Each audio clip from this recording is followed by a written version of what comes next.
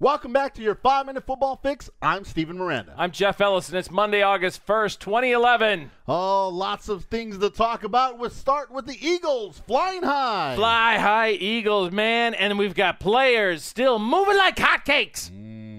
Hotcakes. And Peyton Manning gets his brand new deal. Yeah, a lot of you got new cars. He got a new deal. Lots of bling coming up. $90 million. First up, though, those Eagles are flying high, and I've got a somber moment here where I have to, unfortunately, let everybody know, Steven. All right, announce it. I'm excited. Steven and I have a very important announcement to make. Our agent has just informed us that we have signed with the Philadelphia Eagles. Booyah! Our roles have yet to be determined, but lest you feel left out, you too will likely be signed by the Eagles by tomorrow morning. It's expected that by the end of the week, every human who has ever even thought of the NFL will be signed and in camp. That's the Eagles right there. I mean, that's who they are. They're signing everybody. People are going crazy right now talking about the Eagles. Viewer Sharon posted this Facebook reply to last night's micro-celebrity question. Yes, and a quick applause to Sharon. You are now a micro-celebrity. And her question was, when did the Eagles hatch their evil plot to take over the world? Yesterday. I thought it was Thursday. Yeah. Steven decided it was yesterday. But that is the answer to your question, Sharon. Thanks for playing. Now, here's the deal. Nnamdi Asomugha, Dominic Rodgers-Cromartie, Jason Babin, Colin Jenkins. They basically have taken from the outside in. They're working to take over the world. Don't forget, Vince Young, also a quarterback that's going to back up Mike Vick. I called it a couple days ago. He's certainly a great fit, and if Vick goes down, I don't think they miss a beat. They don't miss a beat. That's the genius of this. You bring Kevin Cobb, you have to bring in a different kind of offense. You bring in Vince Young, you keep the offense exactly the same. Exactly. This is truly genius. So they got cornerbacks, Nnamdi and Dominic Rodgers-Cromartie. They got defensive end, Jason Babin and Colin Jenkins.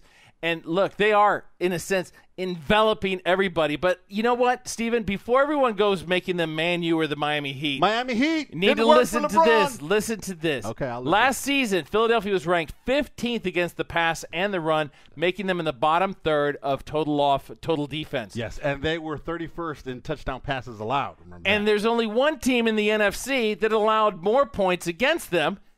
The Seattle Seahawks. And, Steven, what was their record last year? They won the division with 7-9. 7 wins. So, yeah, they had a lot of work to do. So they've done a remarkable job of filling their needs. But these needs were glaring needs, and they've addressed them. So, but, Jeffrey, I think just like you've shown, the Miami Heat have shown, you can't just bring a lot of superstar players in and expect to win a championship. It still works for Man U. Yeah, this is America. Oh, it's America. Okay. Right. Now, players still moving like hotcakes. James, can you take the berries off? I love blueberry pancakes. No, give me regular. There you go. Those are too big. Hotcakes. Those are too big. I want blueberries. Just real quickly, lots of players still moving around. The Chicago Bears are trying to become Cowboys North. They're pulling it off.